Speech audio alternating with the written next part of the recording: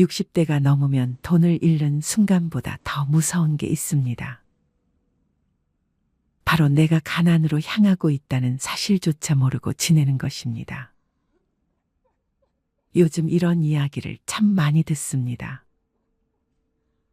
젊을 때는 잘 벌었어요. 애들 결혼시키고 나면 좀 편해질 줄 알았죠. 근데요, 어느 순간 통장에 남는 게 하나도 없더라고요. 이 말을 하신 분은 누구보다 성실하게 살아온 분이었습니다. 사치를 한 것도 아니었고 남들처럼 조금씩만 아끼며 살았을 뿐이었습니다. 그런데 일은 너무 빨리, 너무 조용하게 무너졌습니다. 사실 가난은 갑자기 들이닥치는 법이 없습니다. 큰 폭풍처럼 몰아치지 않고 생활 속 작은 선택들, 그때는 별거 아니라고 여겼던 결정들이 서서히 쌓여 어느 날 갑자기 현실로 모습을 드러낼 뿐입니다. 자식에게 미안해서, 체면 때문에, 혼자 있는 게 쓸쓸해서, 또 이 나이쯤 되면 원래 이런가 보다 하고 넘기다가 어느 순간 생활비가 모자라고 병원비가 무서워지고 사소한 지출 하나에도 마음이 불편해집니다. 더 무서운 건 대부분의 분들이 자신이 왜 이렇게 된 건지 몰라서 당황한다는 사실입니다. 내가 뭘 잘못했을까? 하지만 그건 당신이 잘못 살아서가 아닙니다. 노후를 망치는 선택들은 언제나 착한 마음, 좋은 의도, 그저 오래된 습관의 얼굴을 하고 다가오기 때문입니다. 그래서 더 위험하고 그래서 더 많은 사람들이 같은 함정에 걸려 넘어집니다. 오늘은 그 이야기를 하려 합니다. 아무렇지 않게 해왔던 그 선택들이 어떻게 60대 이후의 가난을 불러오는 끔찍한 결과로 이어지는지 조용하지만 깊게 들여다보려고 합니다. 그리고 혹시라도 지금의 당신도 그 길을 걷고 있다면 돌아설 수 있는 단서가 되기를 바랍니다. 아이고, 관리비가 또 밀렸네요. 어르신, 이번 달엔 꼭 좀 부탁드려요. 관리실 직원의 말에 김명자 할머니는 고개를 푹 숙였습니다. 통장을 들고 은행에 갔을 때 잔액은 7,000원. 생활비를 인출한 지도 오래됐고 최근엔 아들 집에서 반찬을 좀 나눠줘서 겨우 끼니를 이어가고 있었습니다. 그런데도 그녀는 말합니다. 아들한테는 절대 손 안 벌려요. 민폐잖아요. 그런데 안타깝게도 장고는 이미 그녀의 의지를 배신한 지 오래였습니다. 명자 할머니의 이야기는 결코 남의 일이 아닙니다. 70이 넘도록 죽어라 일만 하며 살아왔는데 통장엔 늘 10만 원도 남지 않았다는 중장년층의 고백. 어쩌다 우리 세대의 통장은 이토록 텅 비었을까요? 왜 은퇴한 6070 세대들의 통장에는 100만 원도 남아있지 않은 걸까요? 많은 분들이 이렇게 말씀하십니다. 70 넘으면 그냥 조용히 집에만 있는 거지. 뭐 그렇게 돈이 들겠어요. 하지만 현실은 전혀 그렇지 않습니다. 퇴직 후 20년은 기본이고 30년을 넘기는 경우도 적지 않습니다. 65세 이후 평균 기대 수명은 84세를 넘어가고 있고 부부 중 한 사람이 90세 이상까지 사는 경우도 아주 흔해졌습니다. 하지만 대부분의 60대, 70대들은 아직도 이렇게 생각합니다. 노후는 그냥 연금으로 대충 살면 되겠지. 아프지만 않으면 되잖아. 나이 들면 돈 안 써. 하지만 현실은 달라요. 병원비, 치과비, 집 수리비, 명절 경조사비, 손주 용돈, 보청기, 안경 교체, 한 달 식비까지. 이 모든 것이 60대 이후부터 본격적으로 돈을 갉아먹기 시작합니다. 문제는 많은 분들이 아직도 50대처럼 쓰고 있다는 거예요. 그냥 한 달에 몇십만 원은 나가게 되더라고 하는 식으로요. 그게 바로 위험의 시작입니다. 노후는 안 써도 돈이 새는 시기예요. 쓰지 않아도 세월이 가져가는 돈이 있다는 걸 모르고 지나가다 보면 어느 순간 통장 잔고가 0원이 됩니다. 또 자존심이 문제인 경우도 많습니다.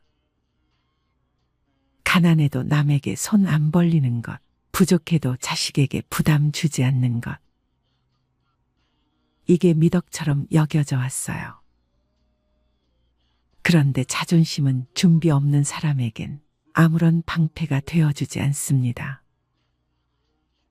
자존심을 지키려면 돈이 필요합니다. 체면을 유지하려면 자산이 있어야 합니다.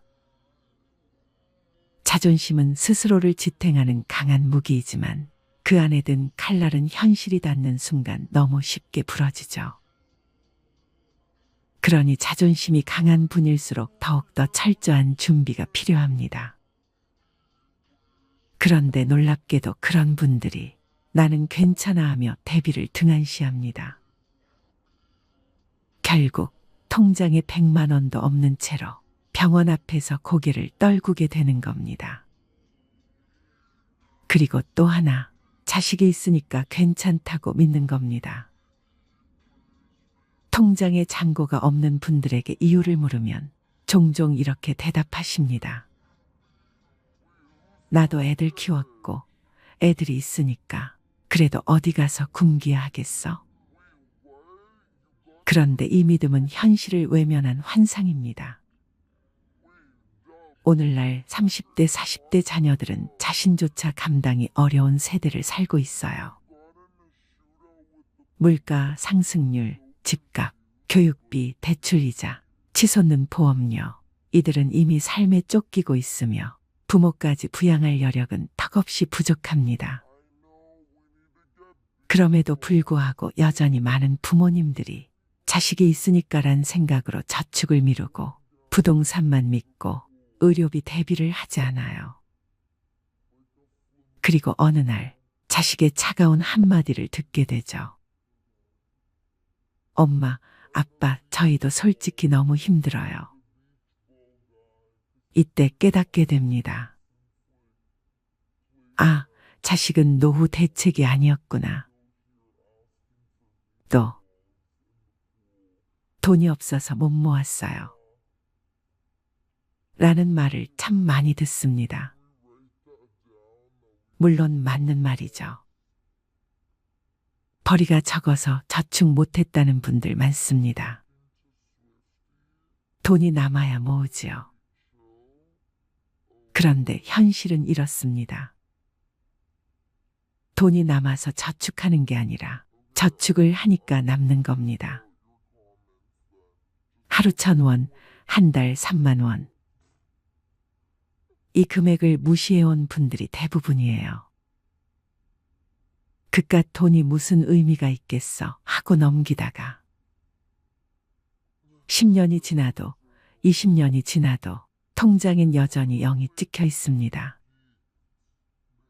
반면 정말 소득이 적어도 매달 3만 원, 5만 원씩 꾸준히 모아온 분들은 그래도 급할 땐 꺼낼 게 있어서 다행이에요 라고 말하십니다.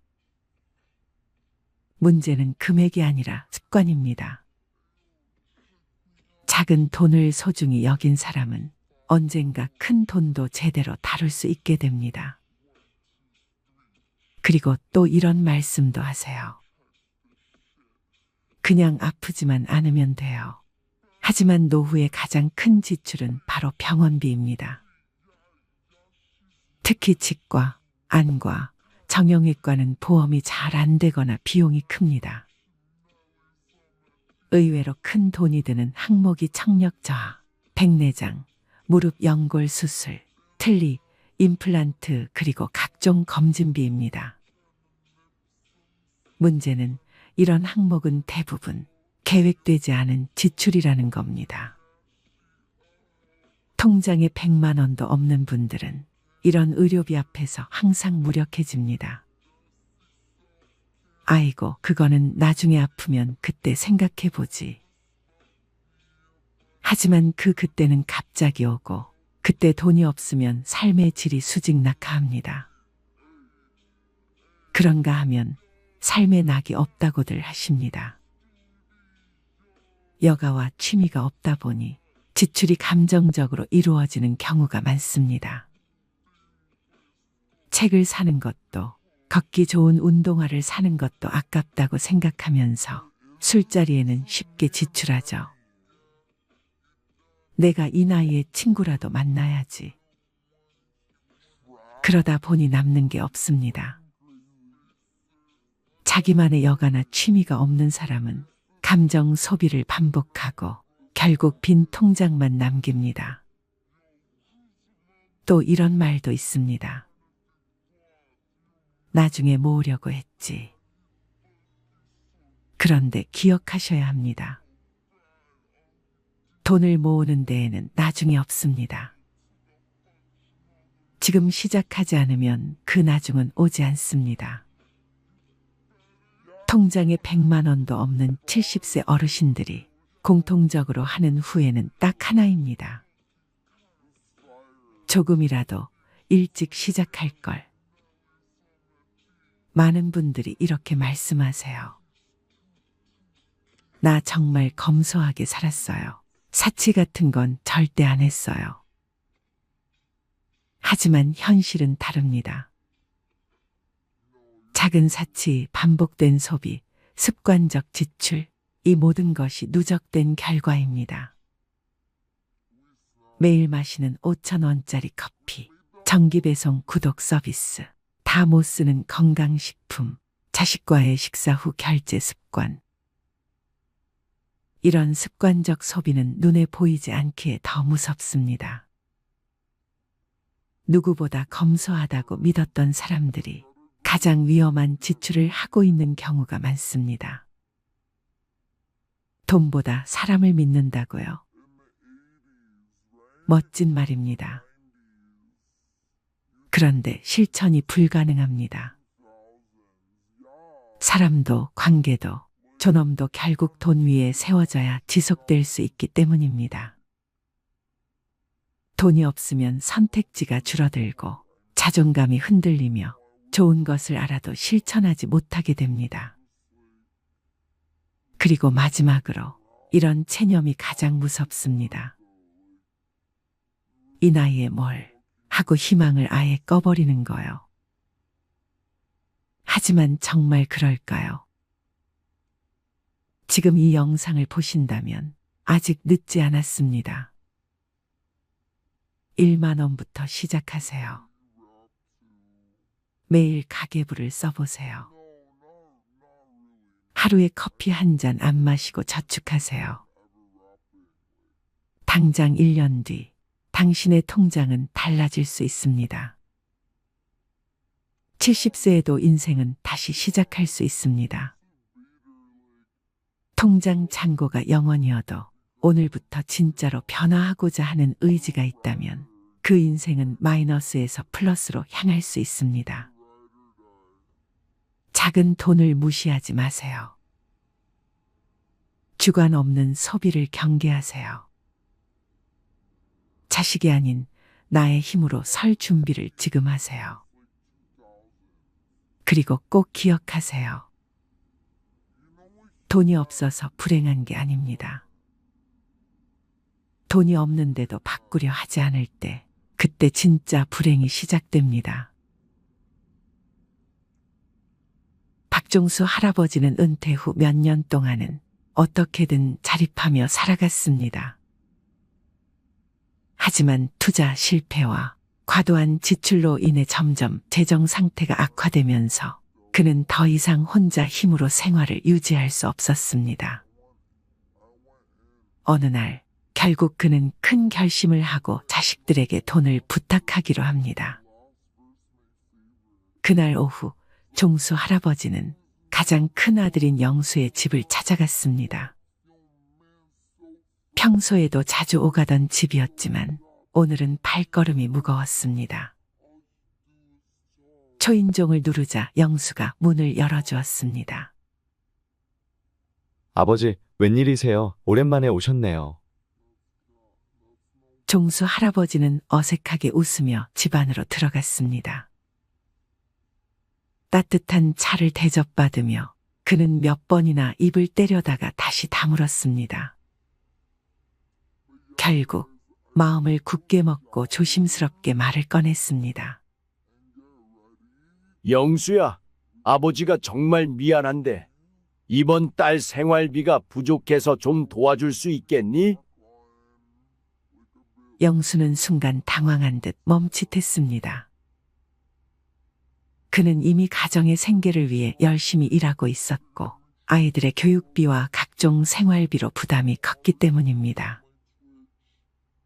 그러나 아버지를 외면할 수는 없었습니다. 네, 아버지, 얼마나 필요하세요? 종수 할아버지는 잠시 머뭇거리다 조심스럽게 말했습니다. 한 50만 원 정도면 될 것 같구나. 급한 건 다 해결하고 나면 갚을 수 있을 거야. 영수는 깊은 한숨을 내쉬며 알겠습니다. 아버지, 제가 이번 달은 좀 빠듯하긴 한데 어떻게든 해볼게요.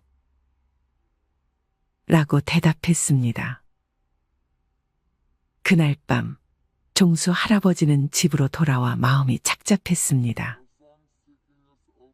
자식에게 손을 벌린다는 것이 자존심에 큰 상처를 입혔고 자신이 얼마나 비참한 처지에 놓여 있는지를 실감했습니다. 그는 눈물로 젖은 베개를 끌어안고 잠을 이루지 못했습니다. 며칠 후 딸 영희에게도 같은 부탁을 해야만 했습니다. 그는 딸의 집에 방문하여 손녀와 함께 시간을 보내다가 어렵게 입을 열었습니다. 영희야, 아빠가 정말 미안한데 생활비가 좀 부족해서 말이다. 내가 조금 도와줄 수 있을까? 영희는 놀란 표정을 감추지 못했습니다.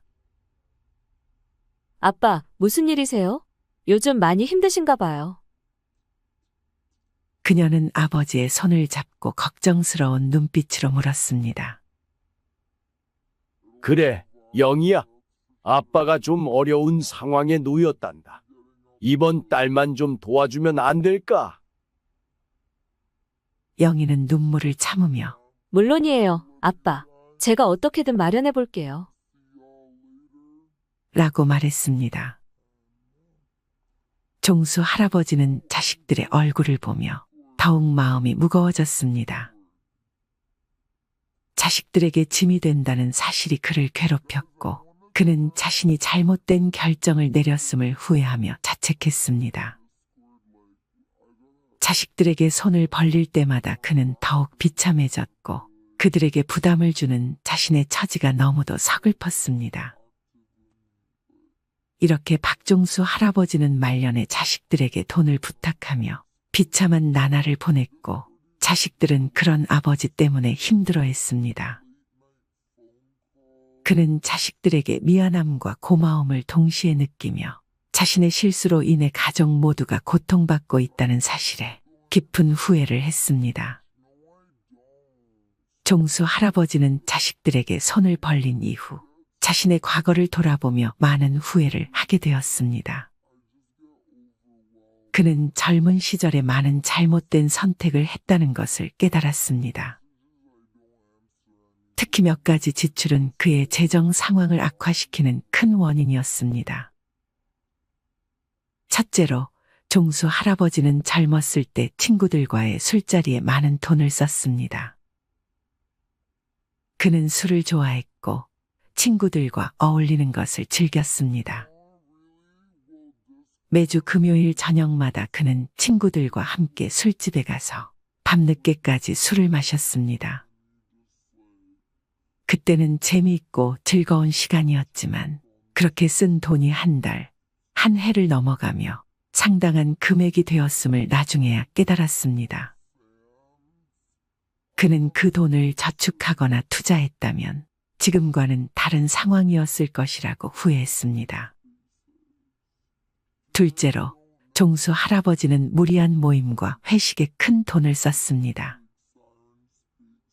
회사에서 중요한 자리나 회식이 있을 때마다 그는 자신이 적극적으로 나서서 계산을 하곤 했습니다. 후배들과 동료들에게 좋은 인상을 주고 싶어 했기 때문입니다. 그는 자신의 지갑을 열며 후배들에게 인심을 베푸는 것이 당연하다고 생각했지만 그로 인해 쌓인 비용은 그의 재정에 큰 부담이 되었습니다. 셋째로 종수 할아버지는 가족 여행에 많은 돈을 썼습니다. 그는 가족들과의 추억을 만드는 것이 중요하다고 생각해 자주 여행을 떠났습니다. 해외여행도 여러 번 다녀왔고 국내에서도 좋은 숙소와 맛있는 음식을 즐기기 위해 아낌없이 돈을 썼습니다. 물론 가족들과의 추억은 소중하지만 그로 인해 재정적 여유가 사라진 것을 후회했습니다. 넷째로 그는 고급 소비품에 많은 돈을 썼습니다. 명품 가방, 고급 시계, 최신 전자기기 등을 사면서 그는 일시적인 만족감을 느꼈지만 나중에 그것들이 자신의 삶에 얼마나 큰 영향을 미쳤는지 깨닫게 되었습니다. 특히 명품 소비는 주변 사람들에게 자신을 과시하기 위한 것이었지만 그로 인해 큰 금액이 낭비되었습니다. 마지막으로 종수 할아버지는 자식들에게 과도한 지원을 했습니다. 자식들이 결혼할 때, 집을 장만할 때, 심지어 손자들의 교육비까지 그는 아낌없이 지원했습니다. 자식들을 도와주는 것이 부모의 당연한 역할이라고 생각했지만 그로 인해 자신의 노후 자금을 마련하지 못했다는 것을 후회했습니다. 이렇게 종수 할아버지는 자신의 과거를 돌아보며 많은 후회를 했습니다. 그는 자식들에게 부담을 주지 않기 위해 신중하게 재정 관리를 했어야 했다는 것을 깨달았습니다. 나이 들수록 돈은 줄고 소비는 줄여야 한다는 말. 머리로는 알면서도 정작 카드 명세서를 보면 한숨부터 나오는 분들이 많습니다. 나는 그렇게까지 안 썼는데, 별거 안 했는데 왜 이렇게 빠져나갔지? 사실 노후의 가난은 돈이 없어서가 아닙니다. 무의식 중에 반복하고 있는 소비 패턴이 당신의 노후를 잠식하고 있는 겁니다.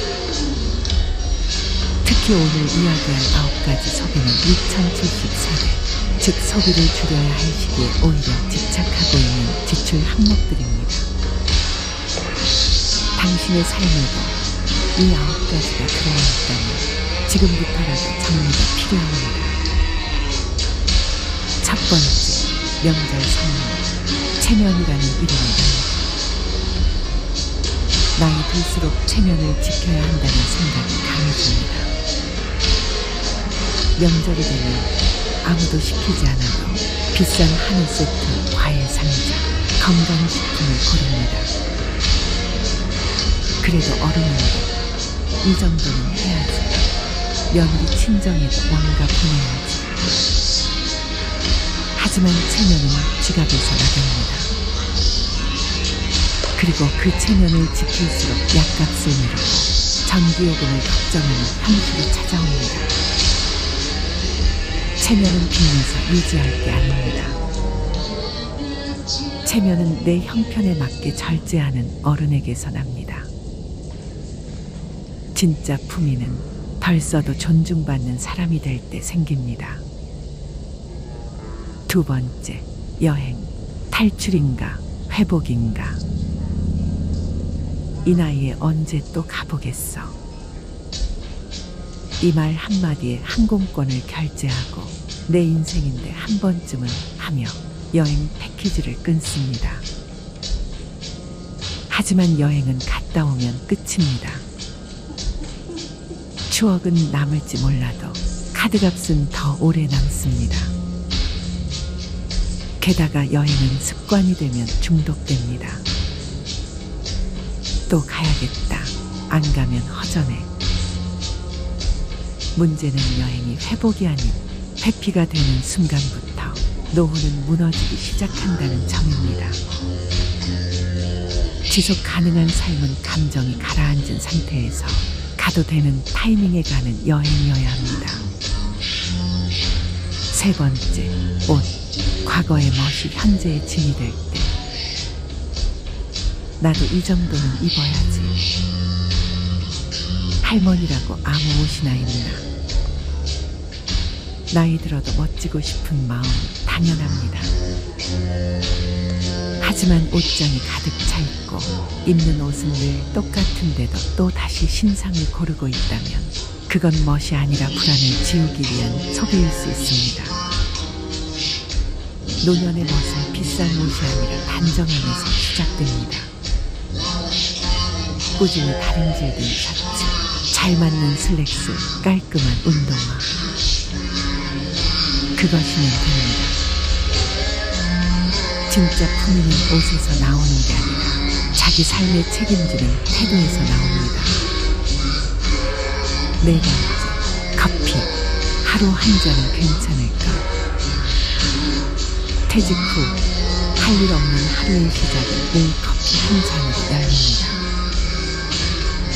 집에 커피 믹스가 있어도 굳이 테이크아웃 한 잔을 사야 하루가 시작된 것 같은 기분이 듭니다. 하루 4,000원, 한 달이면 12만 원, 1년이면 144만 원입니다. 그거 아껴서 얼마나 모으겠어. 그렇게 말하는 순간 매달 반복되는 작은 구멍이 노후 재정을 서서히 잠식합니다. 여유는 커피로 사는 것이 아니라 관계와 일상 속에서 길러야 할 감정입니다. 돈 들여 위로받는 습관은 결국 더 큰 허기를 남깁니다. 다섯 번째, 택시. 편함의 이름으로 무너지는 근력. 한 정거장 거리도 걷기 싫어집니다. 힘들잖아. 택시 타면 편하지. 그런데 이상하게 이 편함은 갈수록 더 많은 불편함을 부릅니다. 걷는 횟수가 줄어들수록 무릎은 더 약해지고 심장은 더 나빠집니다. 택시비는 그 자체로도 문제지만 움직이지 않는 대가로 찾아오는 병원비는 그보다 훨씬 비쌉니다. 노후의 편안함은 무조건적인 편리함입니다. 내 몸이 스스로 움직일 수 있는 자유에 있습니다. 여섯 번째, 손주를 위한 지출. 사랑이라는 착각. 손주가 온다 하면 마트부터 갑니다. 과자, 장난감, 옷, 용돈까지. 그래도 할머니인데 뭐라도 해줘야지. 그렇게 매달 10에서 20만 원씩 쓰면서도 정작 자신은 라면으로 끼니를 땡깁니다. 그런데 손주는 과자나 돈보다 할머니가 해준 이야기와 밥을 더 오래 기억합니다. 사랑은 사는 것이 아닙니다. 시간을 함께 보내는 것, 함께 눈을 맞추는 것이 진짜 사랑입니다. 지갑이 아니라 마음으로 손주를 대하세요. 일곱 번째, 경조사기. 관계라는 이름을 달려. 친구 아들 결혼이라는데 다들 10만 원 낸다더라. 나만 5만 원 하면 이상하게 보이겠지. 경조사기는 기준이 없습니다. 그래서 더 어렵습니다.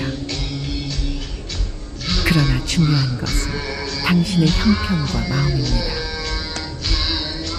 남들이 10만 원 낸다고 나도 무리해서 맞추다 보면 정작 당신 자녀의 결혼식은 통장이 비어있을 수 있습니다. 경조사기는 투자가 아닙니다. 돌려받지 못할 수도 있습니다. 그래서 더욱 신중하고 잘도 있게 써야 할 지출입니다. 여덟 번째, 건강식품. 건강은 사는 게 아니다. 이거 먹으면 혈압 내려간대요. 간에 좋다니까 한번 먹어보려고요. TV, 유튜브, 카톡, 곳곳에서 들려오는 기적의 약들. 하지만 정작 병원에서는 별 효과 없습니다라는 말만 돌아옵니다. 건강은 한알로 회복되는 것이 아니라 식사, 수면, 운동, 스트레스 관리라는 기본에서 회복됩니다. 믿음으로 삼킨 알약이 당신의 노후를 지켜주지 않습니다. 건강은 소비가 아니라 생활입니다. 9번째, 자동차. 탈 수 있는가, 감당할 수 있는가. 차가 있어야 어딜 가든 편하지. 이 나이에 버스 타기엔 좀. 차는 편리하지만 주유비, 보험료, 정기검사, 수리비, 주차비, 감가까지 계속해서 돈을 잡아먹습니다. 특히 쓰지 않으면서도 가지고만 있는 차는 가장 비싼 소비입니다. 탈 일이 없다면 차를 유지하지 않는 것도 선택입니다. 진짜 자유는 가지지 않아도 불안하지 않은 상태에서 생깁니다.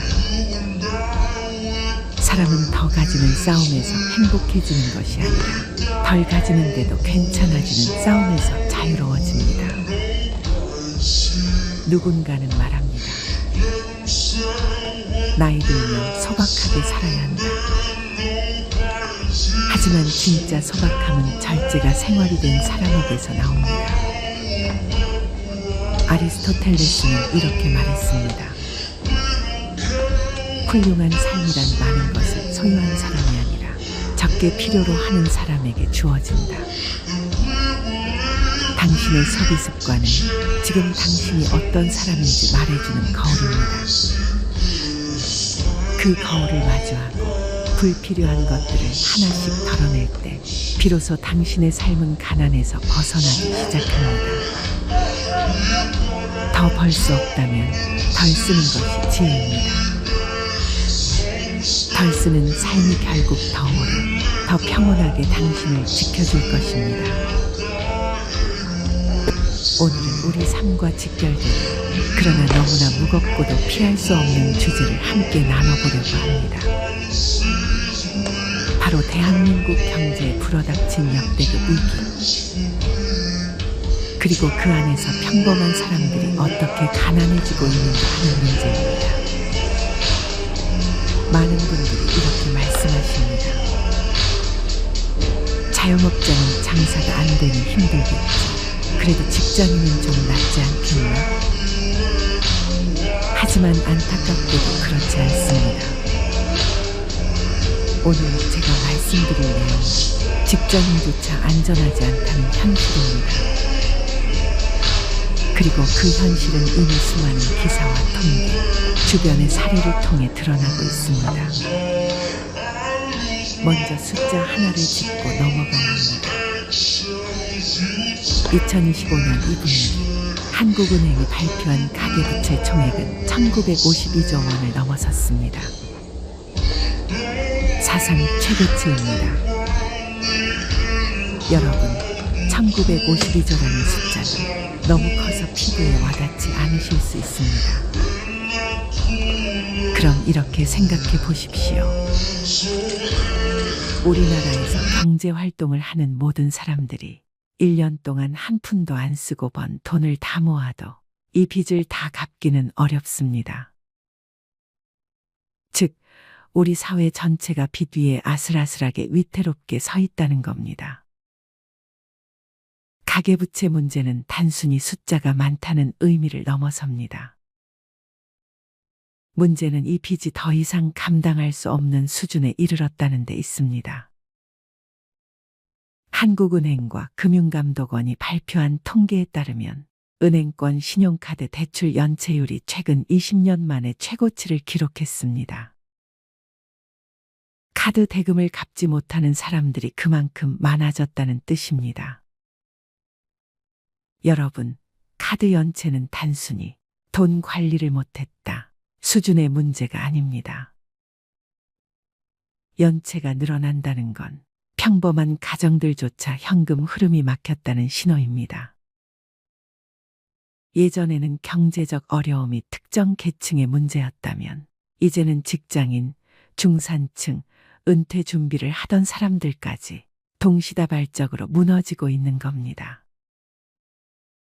많은 분들이 이렇게 말씀하시죠. 내가 가난하다 해도 그건 상대적일 뿐이지. 남들이 더 잘 사니까 상대적으로 가난하게 느끼는 거지. 하지만 지금 대한민국에서 벌어지고 있는 일은 상대적 빈곤이 아닙니다. 지금은 소득이 있어도 월급을 받아도 빚과 지출 때문에 생활이 무너지는 절대 빈곤의 시대입니다.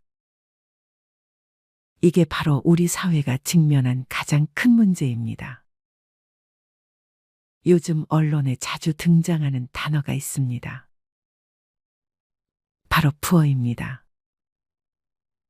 푸어는 단순히 가난한 사람이 아니라 특정한 이유 때문에 가난에 빠지는 사람들을 지칭합니다. 대표적으로 4가지가 있습니다. 베이비 푸어, 에듀 푸어, 카 푸어, 하우스 푸어. 이 4가지를 차례대로 살펴보겠습니다. 여러분, 아이를 낳는 순간 가난해지는 부모들을 가리켜 베이비 푸어라고 합니다. 대한민국 정부는 출산율을 높이기 위해 2022년 1월 이후 출생아에 대해 8년간 총 2,960만 원의 지원금을 지급합니다. 엄청난 금액입니다. 하지만 현실은 다릅니다. 아이를 낳으면 오히려 가난해지는 가정이 늘고 있습니다. 왜일까요? 언론 보도에 따르면 서울 강남권 산후조리원 이주 비용은 VIP룸 기준 540만 원, 고급 시설은 700만 원 이상에 이릅니다. 전국 평균 산후조리원 비용도 300만 원 이상입니다. 예전 같으면 친정어머니가 도와주거나 집에서 조리하는 경우가 많았는데 이제는 산후조리원이 필수가 되다시피 했습니다. 거기에 초음파 입체 사진 촬영, 태교 해외여행, 만삭 사진 촬영이 더해집니다. 언론에 따르면 태교 여행 시장은 매년 20% 이상 성장하고 있고 만삭 사진 촬영 비용은 기본 50만 원에서 100만 원을 넘깁니다. 또 아이가 태어나면 유모차, 카시트, 아기 침대 같은 육아용품을 대부분 해외 유명 브랜드로 구매합니다. 명품 유모차 가격은 100만에서 200만 원대가 기본이고 고급 제품은 400만 원이 넘습니다. 결국 국가에서 주는 2,960만 원은 몇 달 만에 사라지고 가정은 빚더미에 앉게 됩니다. 이게 바로 베이비 푸어의 현실입니다. 두 번째는 에듀 푸어입니다. 아이 교육비에 집안 살림이 무너지는 경우를 말합니다. 통계청에 따르면 2024년 우리나라 초중 고 학생 1인당 월 평균 사교육비는 54만 원입니다. 두 아이를 키우면 100만 원을 훌쩍 넘습니다. 서울 강남이나 목동 같은 교육 특구 지역은 한 달에 수백만 원이 기본입니다. EBS 조사에 따르면 학부모의 60%가 경제적 부담이 심하다고 답했지만 동시에 학원을 줄일 수 없다고 말합니다. 왜일까요? 바로 불안감 때문입니다. 우리 아이만 안 시키면 뒤처지지 않을까? 이 불안이 결국 빚을 늘리고 가정을 휘청이게 합니다. 이런 가정이 바로 에듀푸어입니다. 세 번째는 카푸어입니다. 자동차가 삶을 갉아먹는 경우입니다. 자동차 업계 통계에 따르면 최근 30, 40대뿐 아니라 50대 이상 중장년층 사이에서도 월 소득 대비 과도하게 비싼 차를 구매하는 사례가 늘고 있습니다. 특히 수입차 시장 점유율이 20%를 넘어섰는데 이 수입차 구매자 중 상당수가 대출 리스로 차량을 구입했습니다. 경제 전문가들이 계산하는 차량 지수라는 게 있습니다. 차량 가격 나누기 월 소득 은 차량 지수인데 정상 범위는 0.7에서 1.5입니다. 하지만 최근 조사에서는 2.0이 넘는 경우가 많았습니다. 즉, 월 소득의 9개월치 이상을 자동차에 쓰는 겁니다. 여러분, 차는 재산이 아니라 소모품입니다. 그런데 체면과 허영 때문에 무리하게 큰 차, 비싼 차를 사는 순간 그 사람은 카푸어가 되어버립니다.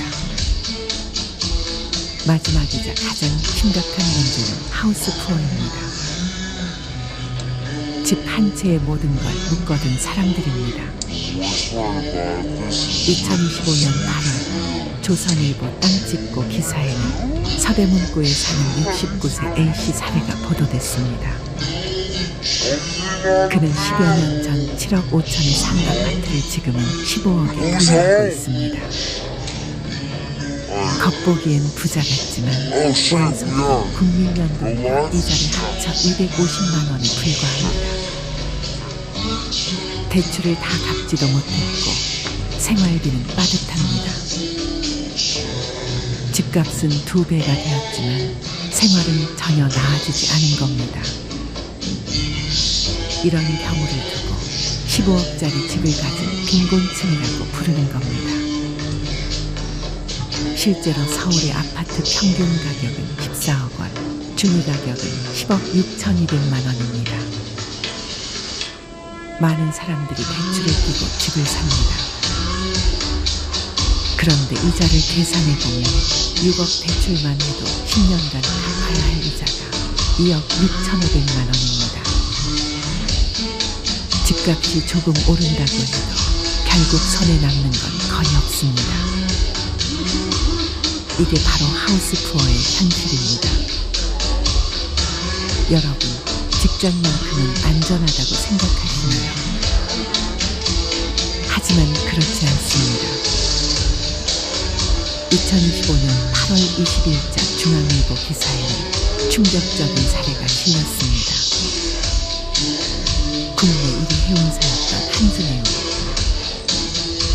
이 회사에서 27년간 근무해 상무 자리까지 오른 임원이 있었습니다. 직장인이라면 누구나 부러워할 만한 성공이었죠. 하지만 회사가 불황을 견디지 못하고 파산하자 그의 인생도 함께 무너졌습니다. 임원 경력이 있으면 다른 자리도 쉽게 구할 수 있을 거라 생각했지만 현실은 달랐습니다. 스카우트 제의도 없었고 결국 그는 택배 배송 기사로 일하게 됐습니다. 여러분, 이게 남의 얘기 같습니까? 직장인으로 성공 신화를 썼던 사람조차 하루아침에 무너질 수 있다는 겁니다. 나는 자영업자도 아니고 빚도 많지 않으니 괜찮다. 나는 은퇴했으니 상관없다. 그렇지 않습니다. 우리 사회 전체의 푸어가 늘어나면 소비가 얼어붙습니다. 사람들이 지갑을 닫으면 자영업자가 무너지고 기업 매출도 줄어듭니다. 기업이 위축되면 직장인의 일자리도 위협받습니다. 결국 이 문제는 우리 모두의 문제입니다. 여러분, 이제는 구조조정이 필요합니다. 첫째, 자산 구조조정. 집, 차, 자녀 교육비에 묶여있는 자산을 다시 점검해야 합니다. 둘째, 부채 구조조정. 무리한 대출은 줄이고 필요 없는 빚은 끊어야 합니다. 셋째, 소득 소비 구조조정. 벌이를 늘릴 수 있는 방법을 찾고 불필요한 지출은 과감히 줄여야 합니다. 경제 전문가들은 이렇게 조언합니다. 수익률 1%에 목매지 말고 원금을 10% 늘려라. 즉, 투자로 돈을 버는 것보다 중요한 건 내 소득 기반을 지키고 늘리는 것입니다. 여러분, 대한민국은 지금 베이비 푸어, 에드 푸어, 각 푸어, 하우스 푸어가 동시에 늘어나는 시대를 살고 있습니다. 강남 아파트가 매년 몇 억씩 오른다는 말, 아이를 위해선 사교육비를 아끼면 안 된다는 말, 체면을 위해선 비싼 차를 타야 한다는 말, 이 모든 건 환상입니다. 그 환상 속에서 결국 가난해지는 건 바로 우리입니다.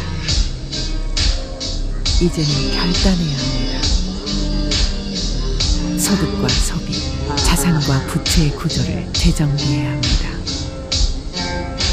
그래야만 앞으로 10년, 20년을 버티실 수 있습니다. 여러분, 하우스 푸어 없는 나라, 가난에 짓눌리지 않는 사회, 그런 나라를 만들기 위해 지금 우리가 깨어나야 합니다. 오늘의 이야기를 끝까지 들어주셔서 감사합니다.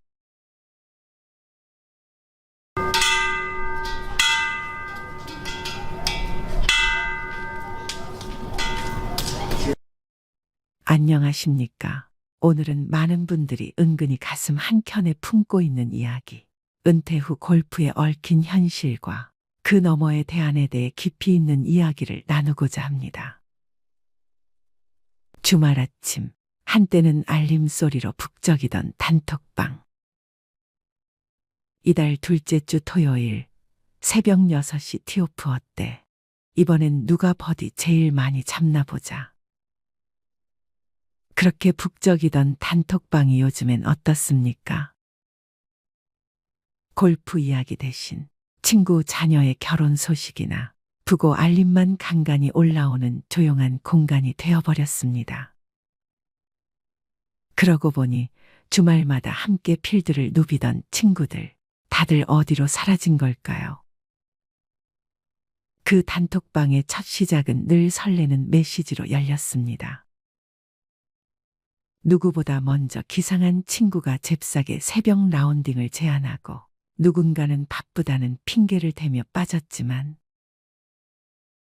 또 다른 누군가는 이번엔 꼭 한다며 의욕을 보이곤 했습니다. 티오프 2시간 전이면 서로의 골프복 사진을 올리며 오늘 느낌 온다. 오늘 내 드라이버가 불을 뿜을 거다는 농담 섞인 말이 오갔습니다. 그렇게 웃음 가득한 메시지 속에서 주말의 첫 햇살이 밝아오고 우리는 새벽 공기를 가르며 필드로 향했습니다. 그 시간들이 얼마나 소중했던지요. 해 뜨기 전 찬 공기 속에서 몸을 풀고 라운딩 후엔 클럽하우스에서 돈가스 한 그릇에 소주 반병. 그리고 삶에 대한 진지한 이야기까지. 그때 우리는 행복이란 이런 거구나 싶었죠. 하지만 지금은 어떻습니까? 조용한 단톡방엔 한 달에 한 번 경조사 안내만이 무미건조하게 떠오르고 그마저도 모두가 말없이 읽기만 할 뿐 응답도 뜸합니다. 자주 보던 친구 하나가 어느 날부터 라운딩 약속의 모습을 보이지 않더니 나중엔 아예 카톡도 읽지 않기 시작합니다. 바쁜가 보네 하며 넘겼지만 사실 그 친구는 현실 앞에 멈춰선 겁니다. 그리고 조용히 골프백을 접어 넣은 겁니다.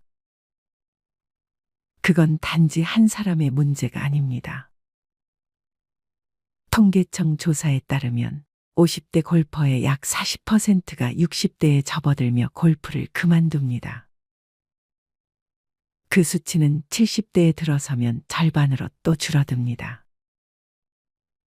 누구도 나는 아닐 거야라 생각했지만 그 물결은 조용히, 그러나 분명히 우리 모두에게 다가오고 있었습니다. 한때는 새벽 기상도 마다하지 않던 우리가 이제는 눈 뜨자마자 병원 예약부터 확인합니다. 무릎이 아프고 허리가 뻐근하다는 이유도 있지만 진짜 이유는 따로 있습니다. 그것은 바로 돈입니다. 골프는 단순한 운동이 아닙니다. 마음의 여유, 시간의 여유, 그리고 무엇보다 금전적 여유가 있어야 가능한 취미입니다. 주말 라운딩 한 번에 30만 원, 그 이상이 드는 요즘 현실에서 매달 고정 수입이 줄어든 은퇴자에게는 큰 부담이 아닐 수 없습니다. 게다가 더 큰 복병은 따로 있습니다. 바로 건강보험료. 직장 다닐 땐 몰랐던 그 존재가 은퇴 후엔 본격적으로 무게를 드러냅니다. 집 한 채, 자동차 한 대, 연금 수입만으로도 매달 30만 원 가까운 보험료가 부과됩니다. 숨만 쉬고 살아도 그 금액이 빠져나가는 셈입니다. 이쯤 되면 골프는 사치가 됩니다. 필드를 나가려다 통장 잔액을 보고 멈칫하게 되고 골프백에 쌓인 먼지를 닦는 대신 인터넷 뱅킹에 접속해 다음 달 카드값을 계산합니다. 퇴직이라는 두 글자는 단지 회사 출입증을 반납하는 일이 아닙니다. 그건 매달 들어오던 월급이라는 강물이 말라붙는 순간이며 그 강이 끊긴 자리엔 고정비라는 이름의 바위가 남습니다. 그리고 그 바위 중에서도 가장 단단하고 무거운 돌덩이가 바로 건강보험료입니다. 직장에 다닐 땐 월급에서 자동으로 빠지고 회사가 절반을 내주니 체감이 없었습니다. 하지만 퇴직 후 지역 가입자가 되면 얘기가 달라집니다. 연금 수입이 얼마인지, 자동차를 보유하고 있는지, 어떤 집에 살고 있는지가 고스란히 보험료 계산에 반영됩니다. 월 200만 원의 연금과 공시지가 6억 원짜리 집에 살고 있다면 별다른 소비를 하지 않아도 매달 27에서 30만 원 가까운 건강보험료를 내야 합니다. 자동차 한 대가 더해지면 그 부담은 더 커지죠. 결국 숨만 쉬고 살아도 매달 수십만 원이 빠져나가는데 그 상황에서 골프는 가장 먼저 포기해야 할 사치가 됩니다. 이런 현실을 마주한 이가 있습니다. 59세 최영식 씨.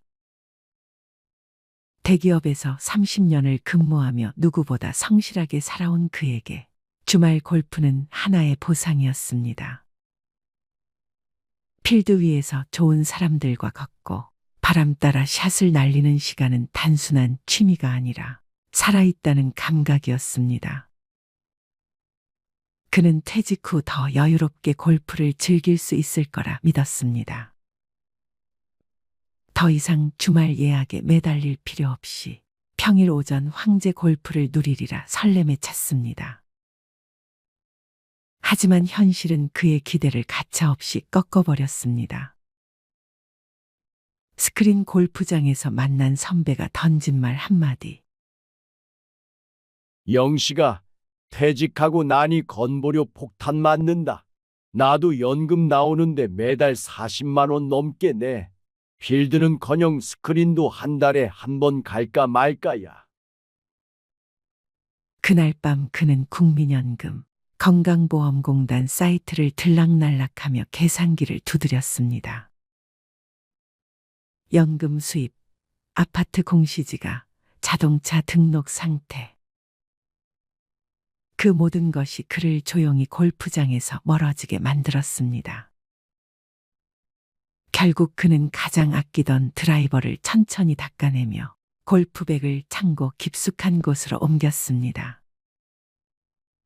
그가 필드를 떠난 건 단지 돈 때문만은 아니었습니다. 자존심 때문이었습니다. 같이 다니던 친구들이 나 없이도 잘 지낼 거야라고 스스로를 위로했지만 마음 한편엔 씁쓸함이 남았습니다. 그 마음, 누구보다 잘 알기에 이야기합니다. 그 단톡방이 조용해진 건 단지 다들 바빠서가 아니라 삶의 구조가 변했기 때문입니다. 그리고 그런 사람이 한 명이 아니었습니다. 둘, 셋, 그리고 다섯. 그렇게 단톡방의 말수가 줄어들기 시작했습니다. 라운딩 영상 대신 경조사 알림만 올라오기 시작했습니다. 그 단톡방은 우리 모두의 이야기입니다. 하지만 희망이 없는 건 아닙니다. 최영식 씨는 어느 날 아내와 함께 동네 둘레길을 걷기 시작했습니다.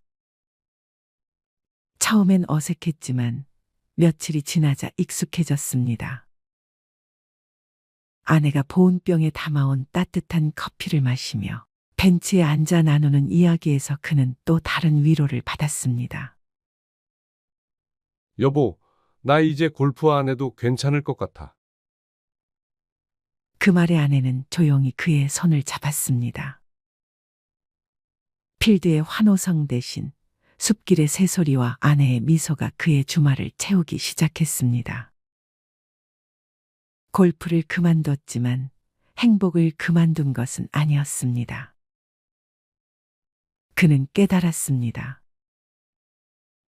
골프가 주던 짜릿한 성취감과는 다른 조용하고 깊은 행복도 있다는 것을. 경쟁이 아닌 동행, 기록이 아닌 기억. 그것이 인생 후반전의 진짜 묘미라는 걸요. 여러분도 그러시길 바랍니다. 만약 지금도 골프 단톡방이 조용하다면 그 침묵의 이유를 이해해 주세요. 누군가는 말없이 현실과 싸우고 있고 누군가는 조용히 자신을 추스르고 있을지도 모릅니다.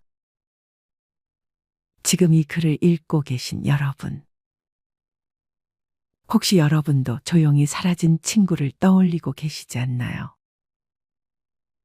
그 친구가 연락을 끊은 것이 서운했다면 이제는 그 마음을 조금 이해할 수 있으실 겁니다.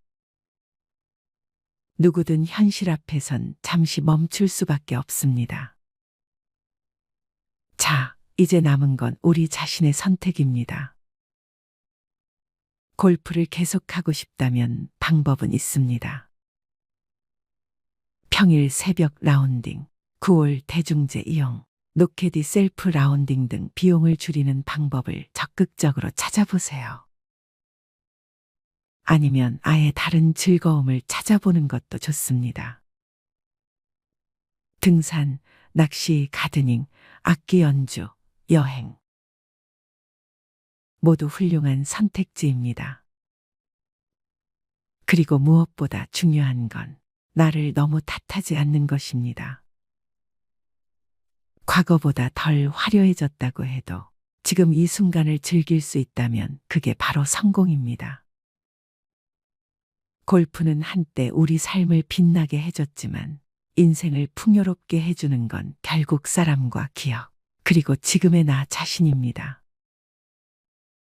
오늘 이야기가 여러분의 마음에 작은 울림이 되었기를 바랍니다. 혹시 이와 비슷한 경험이 있으시다면 댓글로 나눠주세요. 침묵한 친구들의 사연을 이해하고 우리 삶의 변화도 함께 받아들이는 그 지혜를 나누는 시간이 되었으면 합니다. 영상이 좋았다면 구독과 좋아요, 알림 설정도 부탁드립니다. 우리는 또 다른 이야기로 다시 찾아뵙겠습니다. 나이 들수록 돈은 줄고 소비는 줄여야 한다는 말, 머리로는 알면서도 정작 카드 명세서를 보면 한숨부터 나오는 분들이 많습니다. 나는 그렇게까지 안 썼는데, 별거 안 했는데 왜 이렇게 빠져나갔지? 사실 노후의 가난은 돈이 없어서가 아닙니다. 무의식 중에 반복하고 있는 소비 패턴이 당신의 노후를 잠식하고 있는 겁니다. 특히 오늘 이야기할 9가지 소비는 6070세대, 즉 소비를 줄여야 할 시기에 오히려 집착하고 있는 지출 항목들입니다. 당신의 삶에도 이 9가지가 들어와 있다면 지금부터라도 정리가 필요합니다. 첫 번째, 명절 선물. 체면이라는 이름의 낭비. 나이 들수록 체면을 지켜야 한다는 생각이 강해집니다.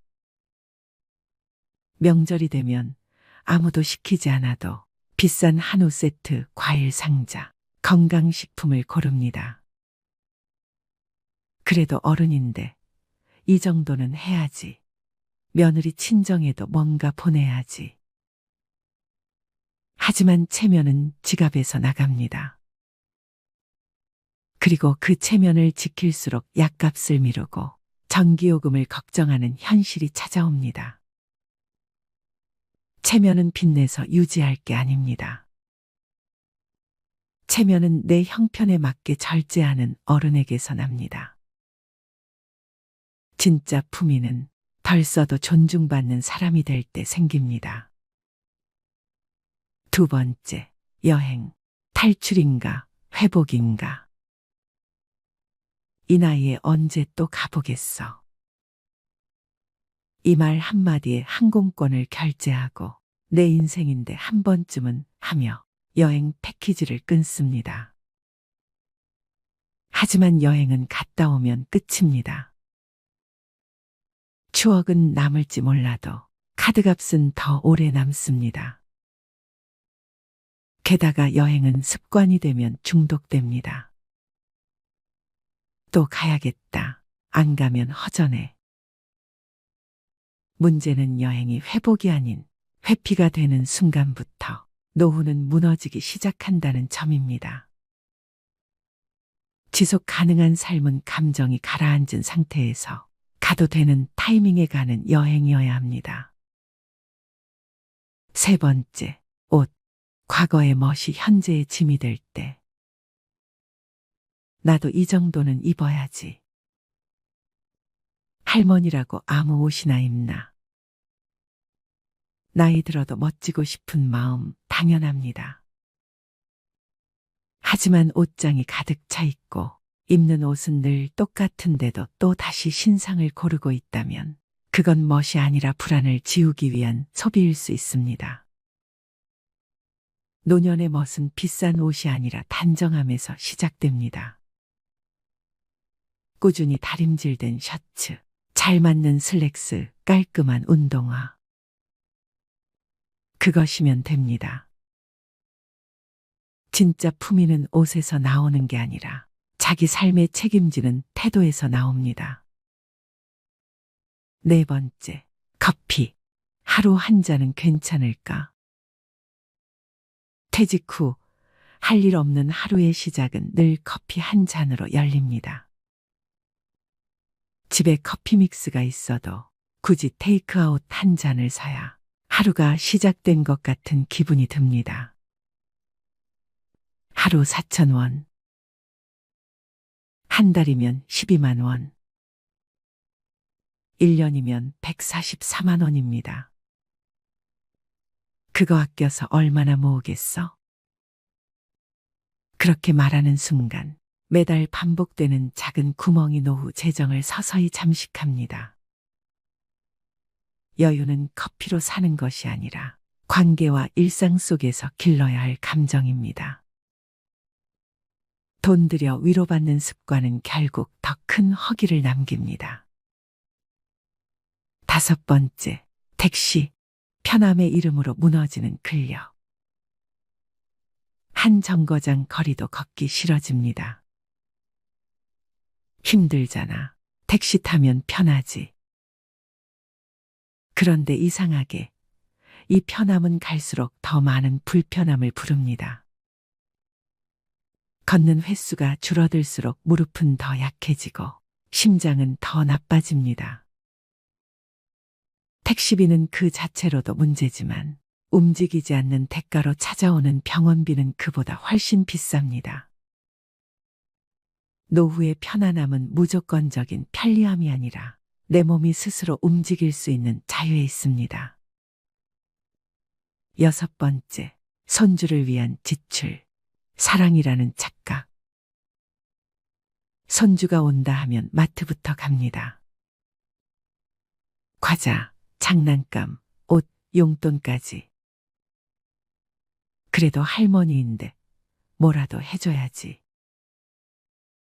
그렇게 매달 10에서 20만 원씩 쓰면서도 정작 자신은 라면으로 끼니를 때웁니다. 그런데 손주는 과자나 돈보단 할머니가 해준 이야기와 밥을 더 오래 기억합니다. 사랑은 사는 것이 아닙니다. 시간을 함께 보내는 것, 함께 눈을 맞추는 것이 진짜 사랑입니다. 지갑이 아니라 마음으로 손주를 대하세요. 7번째, 경조사비, 관계라는 이름의 강요. 친구 아들 결혼이라는데 다들 10만 원 낸다더라. 나만 5만 원 하면 이상하게 보이겠지. 경조사비는 기준이 없습니다. 그래서 더 어렵습니다. 그러나 중요한 것은 당신의 형편과 마음입니다.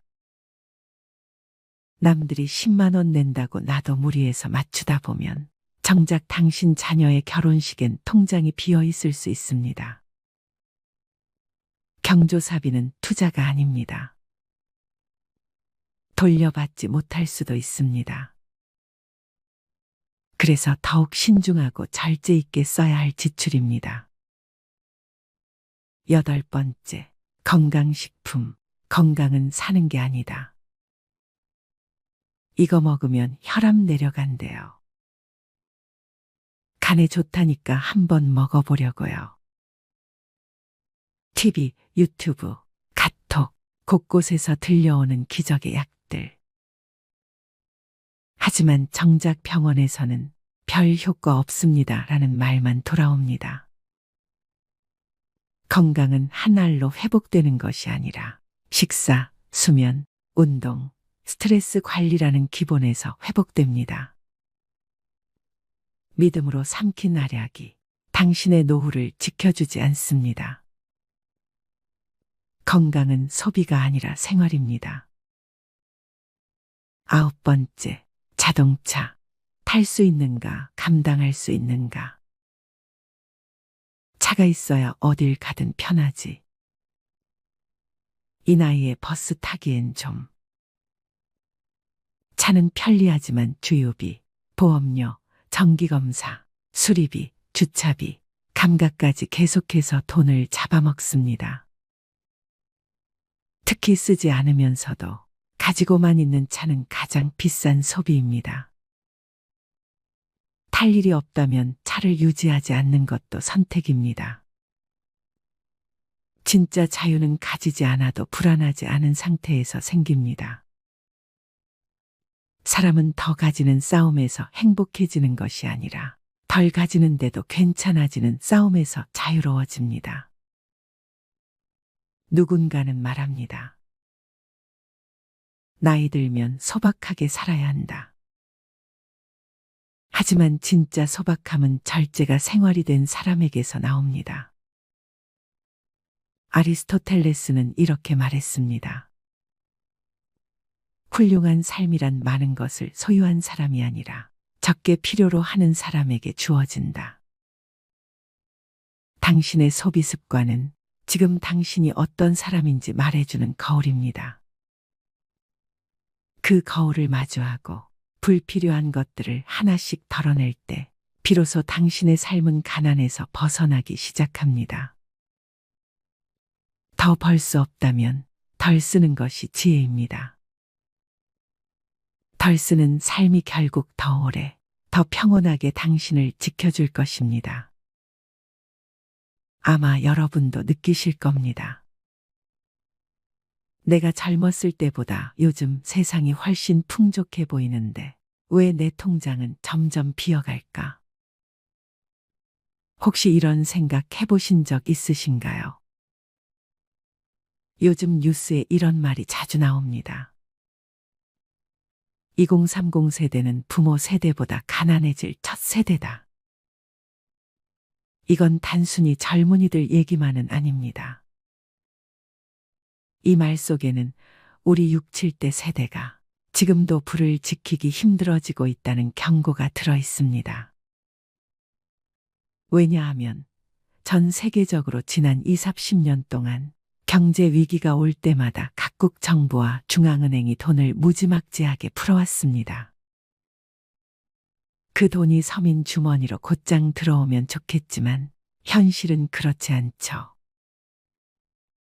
돈은 항상 신용도가 높고 이미 자산이 많은 사람들에게 먼저 갑니다. 그 과정에서 부자는 더 부자가 되고 없는 사람은 빚만 늘어가는 구조가 만들어졌습니다. 가을 바람이 불어오던 오후, 동네 노인정 앞 벤치에 김영수 어르신이 앉아 있었습니다. 손에 들린 얇아진 통장을 가만히 내려다보다가 길게 한숨을 내뱉었죠. 이상하네. 평생을 벌고 아껴서 모았는데 왜 지금은 통장이 이렇게 비어있지? 옆에 있던 박선자 할머니도 고개를 끄덕였습니다. 맞아요, 영수 씨. 요즘은 장 보러 나가면 10,000원어치도 장바구니 한 귀퉁이를 못 채우겠어요.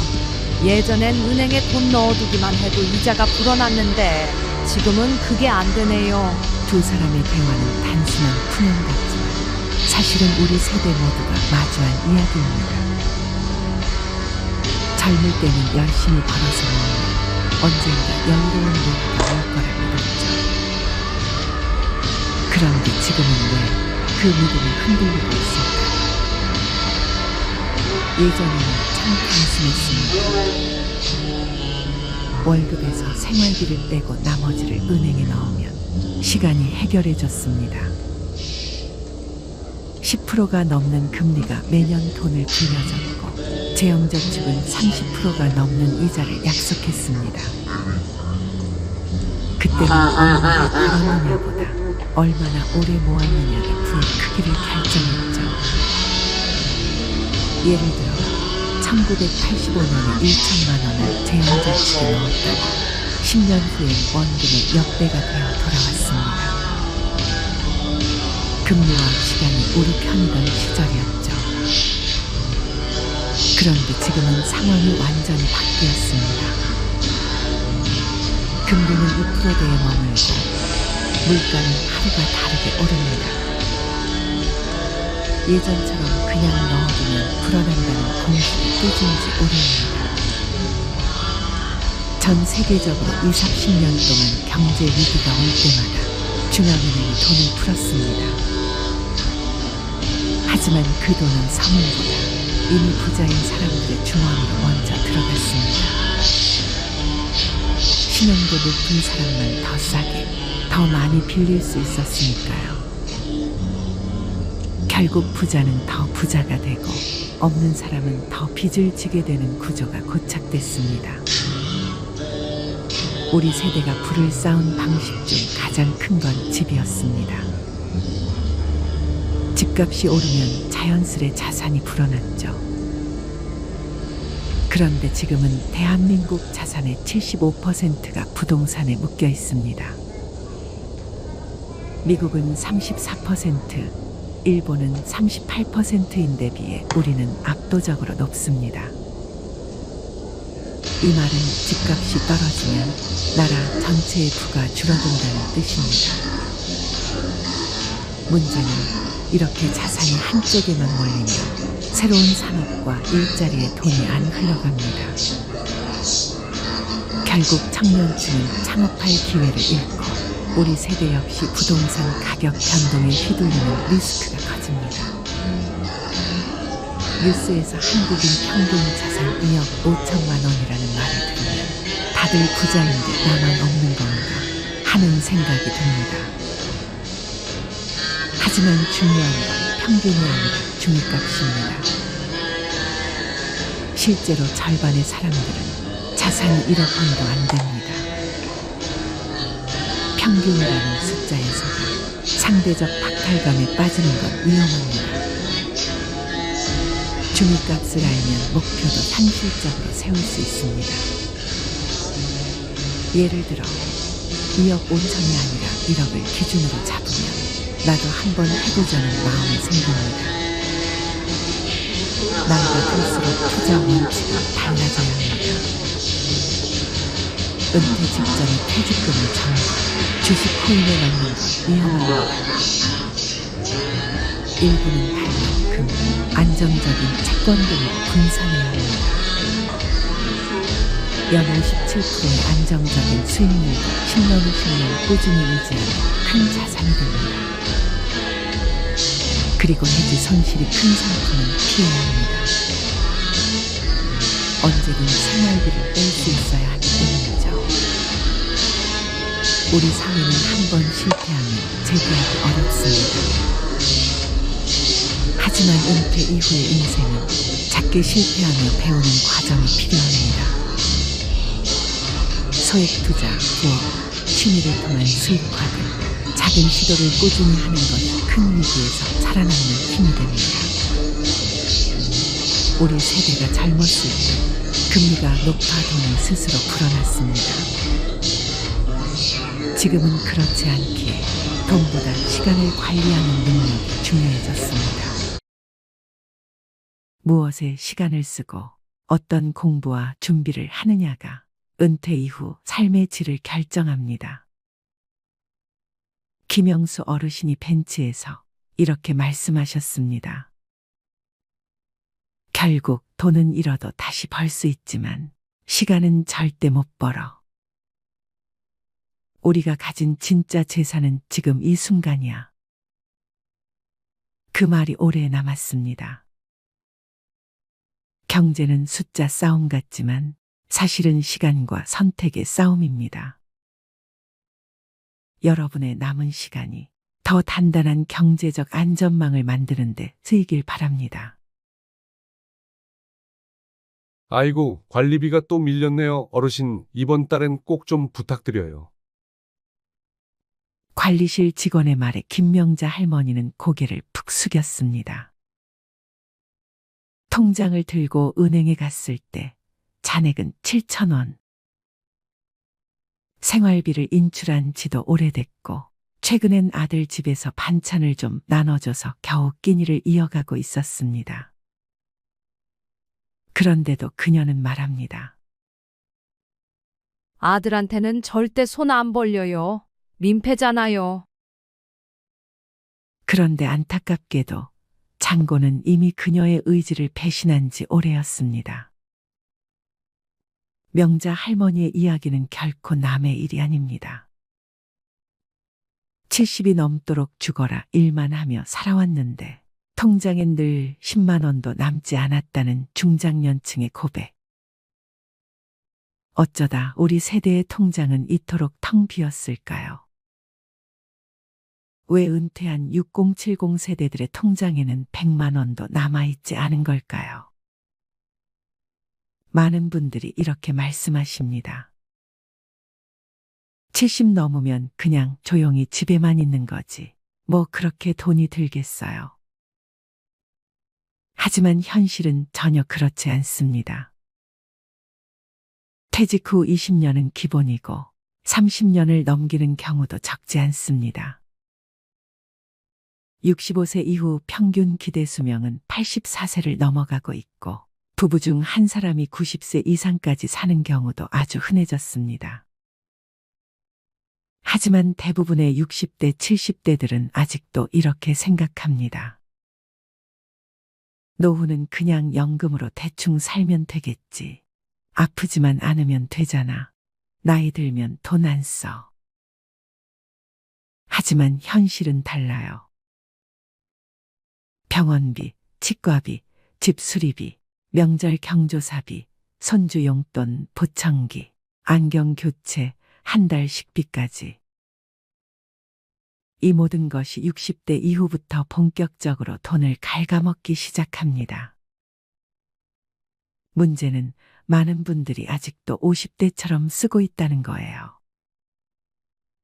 그냥 한 달에 몇십만 원은 나가게 되더라고 하는 식으로요. 그게 바로 위험의 시작입니다. 노후는 안 써도 돈이 새는 시기예요. 쓰지 않아도 세월이 가져가는 돈이 있다는 걸 모르고 지나가다 보면 어느 순간 통장 잔고가 0원이 됩니다. 또 자존심이 문제인 경우도 많습니다. 가난해도 남에게 손 안 벌리는 것, 부족해도 자식에게 부담 주지 않는 것. 이게 미덕처럼 여겨져 왔어요. 그런데 자존심은 준비 없는 사람에겐 아무런 방패가 되어주지 않습니다. 자존심을 지키려면 돈이 필요합니다. 체면을 유지하려면 자산이 있어야 합니다. 자존심은 스스로를 지탱하는 강한 무기이지만 그 안에 든 칼날은 현실이 닿는 순간 너무 쉽게 부러지죠. 그러니 자존심이 강한 분일수록 더욱더 철저한 준비가 필요합니다. 그런데 놀랍게도 그런 분들이 나는 괜찮아 하며 대비를 등한시합니다. 결국 통장에 100만 원도 없는 채로 병원 앞에서 고개를 떨구게 되는 겁니다. 그리고 또 하나, 자식이 있으니까 괜찮다고 믿는 겁니다. 통장에 잔고가 없는 분들에게 이유를 물으면 종종 이렇게 대답하십니다. 나도 애들 키웠고 애들이 있으니까 그래도 어디 가서 굶기야 하겠어.